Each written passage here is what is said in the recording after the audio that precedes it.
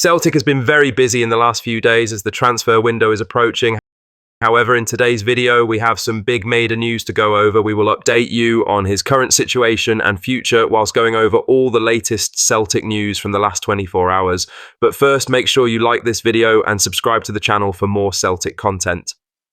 Scott Bain has revealed how long-time Celtic goalkeeping coach Stevie Woods played a key role in his move to Falkirk, bringing an end to his 7.5-year spell at Parkhead.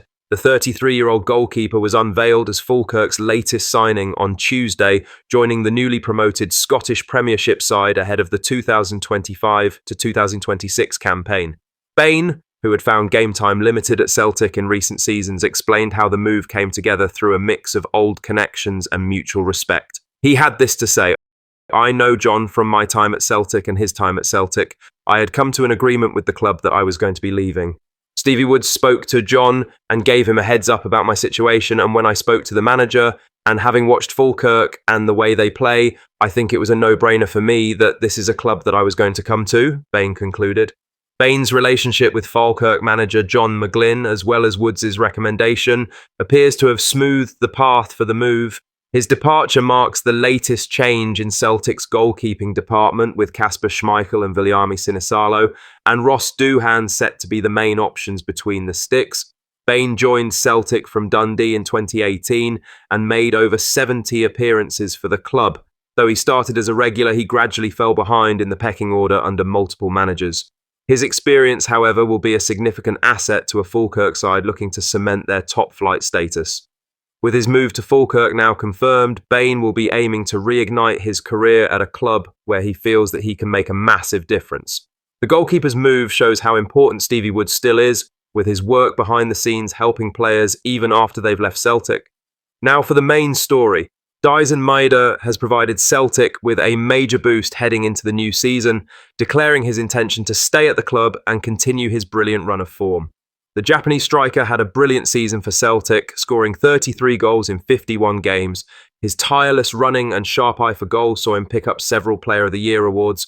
Unsurprisingly, that kind of form caught the eye, with clubs like West Ham and Jose Mourinho's Fenerbahce said to be watching him closely.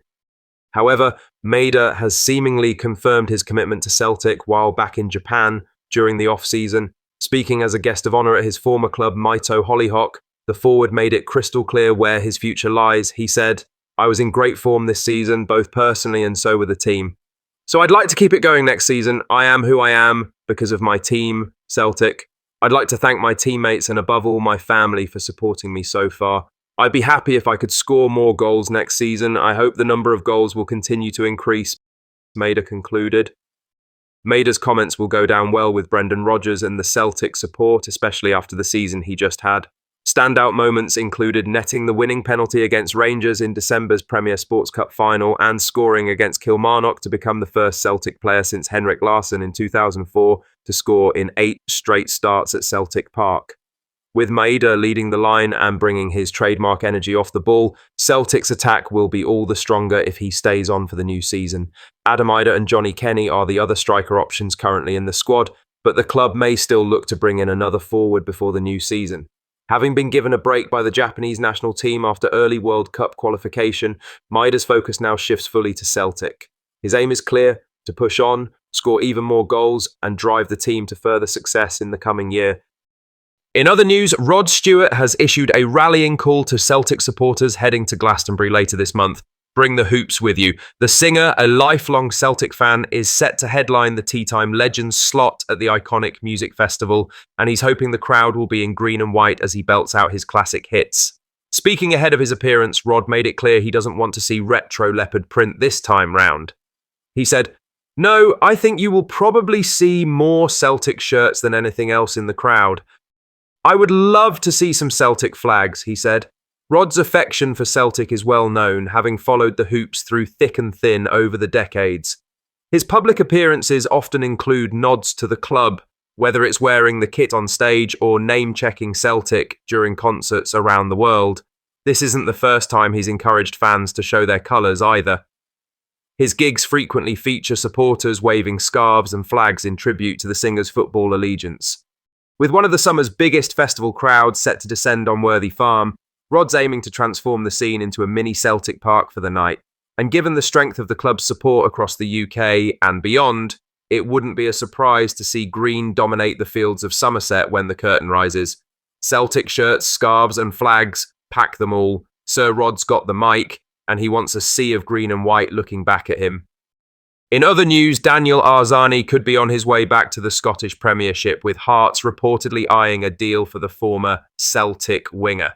ESPN's Mark Donaldson reports that the Australian winger is considering a switch to Tynecastle after running down his contract with Melbourne Victory in Australia, with Arzani losing the A-League Grand Final 1-0 on Saturday against Celtic loanee Marco Tilio's side. Arzani played 89 minutes before being substituted. The move would see Arzani link up with new Hearts boss Derek McInnes, who's reportedly been said to be keen to bolster his options out wide ahead of the new campaign. Arzani's previous stint in Scottish football came in 2018, when he arrived at Celtic Park on a 2-year loan deal from Manchester City, just 19 at the time, and fresh from signing with the English Giants after progressing through Melbourne City. Arzani was seen as a major talent for the future.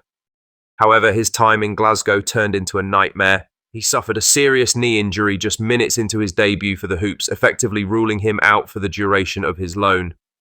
What followed was a succession of frustrating spells elsewhere, with the winger unable to recapture the promise that had earned him a move to City. He spent time on loan at Utrecht in the Netherlands, Danish side AGF, and Belgian outfit Lommel, but none provided the platform he needed. Now 26, he may get another shot at Scottish football.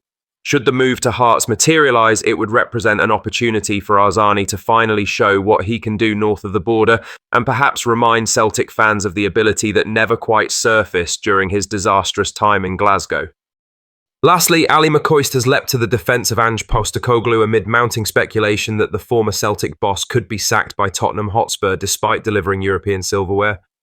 Postecoglou's second season in North London brought a mixed bag. Spurs slumped to a dismal 17th place finish in the Premier League, but crucially they lifted the Europa League title, ending a 17-year wait for a major trophy and sealing a return to the Champions League. Reports in England have suggested that might not be enough to spare Postecoglou, with Daniel Levy said to be weighing up the Australian's future. But McCoist, never shy about his Rangers loyalties, set those aside as he launched a scathing defence of the man who dominated Scottish football during his 2-year spell at Celtic. He said, "It's probably the only profession on the planet where we sit and talk about someone new coming into a job when the current person is still in a job and has been incredibly successful in that job over the past 3 or 4 weeks. The irony isn't lost on me. I think it would be remarkably harsh. You're talking about someone who's got the club Champions League football and their first trophy in 17-odd years.